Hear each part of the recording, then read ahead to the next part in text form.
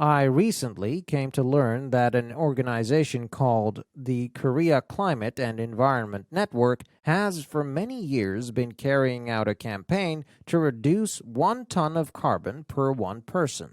I was conscience-stricken while reading the statements on the campaign website because they were mainly addressed to children, and there were more photos than texts.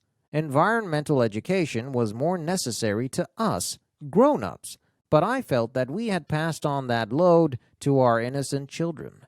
Aren't we supposed to finish what we have started and work harder than ever to do it?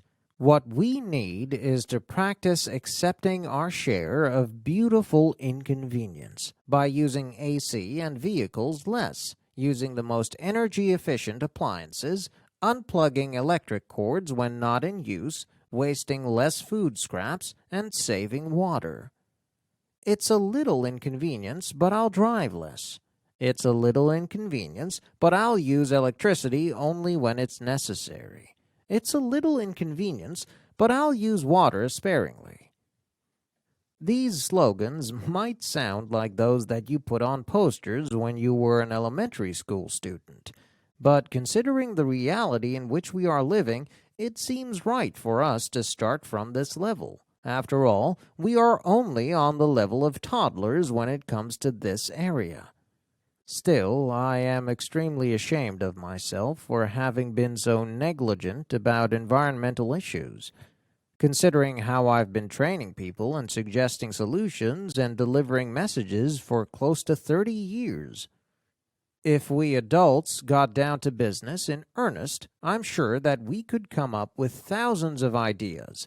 And I've been thinking hard to figure out what I can do myself to contribute to the environment-saving campaign.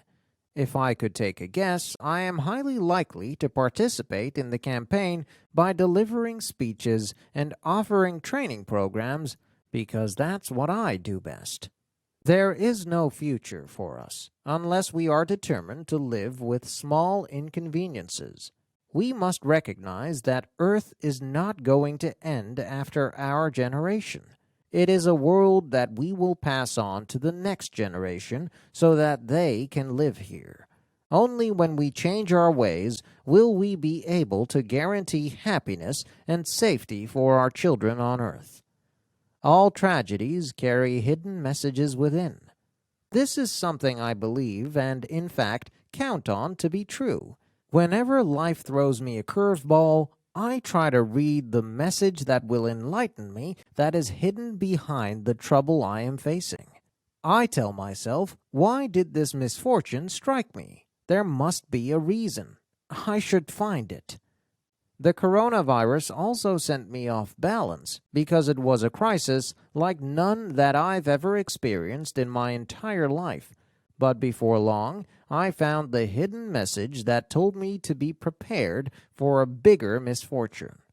Perhaps the current situation could be sending a message to us from the children of the future. How fortunate it is to realize it, be it so belatedly. Consuming less and leaving more for future generations is a duty that we need to fulfill in the wake of the coronavirus crisis.